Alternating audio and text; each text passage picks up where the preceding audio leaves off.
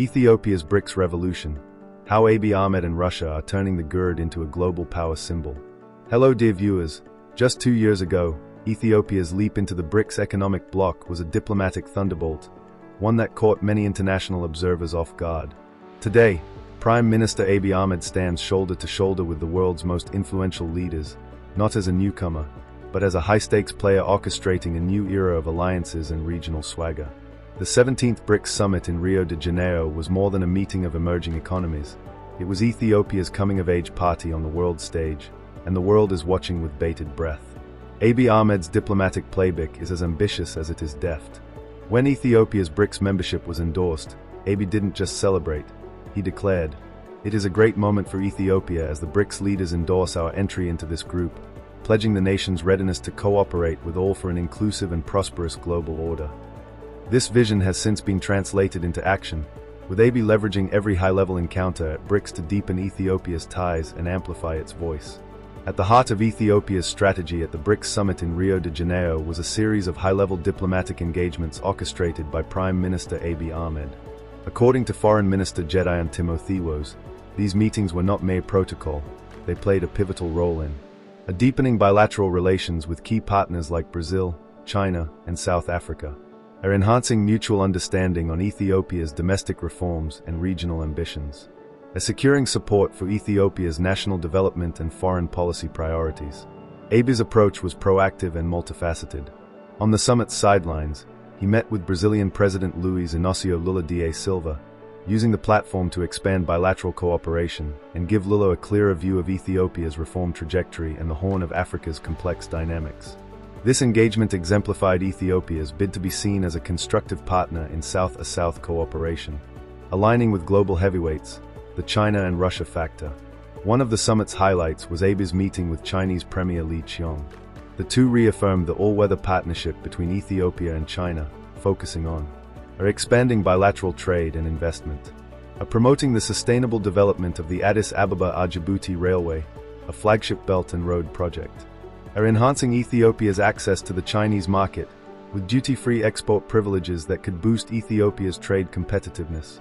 But the real geopolitical earthquake is Ethiopia's rapidly intensifying alliance with Russia. The Grand Ethiopian Renaissance Dam, GERD, once a symbol of national development, is now morphing into a militarized fortress, thanks to Moscow's strategic backing. Russian S-series air defense systems are rumored to be on standby to shield the dam, and the prospect of President Vladimir Putin himself attending the GERD's inauguration has electrified the region. If Putin lands in Ethiopia, it will be more than a diplomatic visit. It will be a seismic statement, signaling Russia's readiness to defend Ethiopia's interests and challenge any adversary, from Cairo to Washington. How did Abiy Ahmed, a relatively young leader, engineer such a dramatic shift in Ethiopia's fortunes?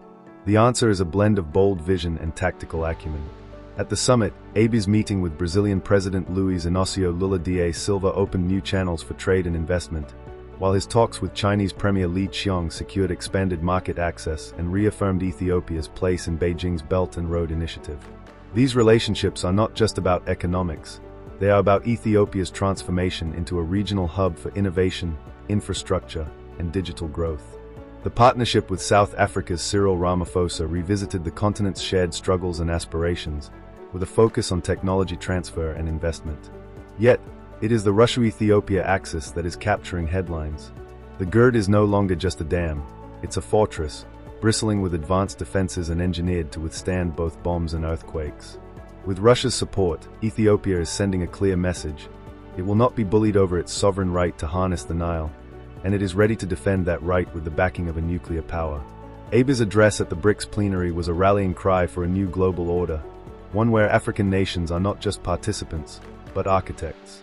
He spotlighted Ethiopia's environmental achievements, such as the Green Legacy Initiative, which has planted over 40 billion trees, and the country's push for digital transformation. These are not just talking points, they are pillars of Ethiopia's bid to lead by example in sustainability and innovation. What does this mean for Africa and the world? Ethiopia's rapid ascent within BRICS, coupled with its bold embrace of Russian support, is rewriting the rules of engagement for emerging economies. Abiy Ahmed's leadership is a case study in how vision, courage, and strategic alliances can catapult a nation from the periphery to the center of global affairs. As the GERD's inauguration approaches, with the world's eyes fixed on whether Putin will make his dramatic entrance, Ethiopia is holding more than water behind its dam. It is holding the keys to a new era of African agency, resilience, and global partnership. The Horn of Africa has become the stage for a geopolitical drama with consequences far beyond its borders, and Ethiopia, under Abiy Ahmed, is determined to be the author of its own destiny. Thanks for watching. Please be part of our Hello Africa channel family by subscribing and commenting your views to learn cooperatively and progress.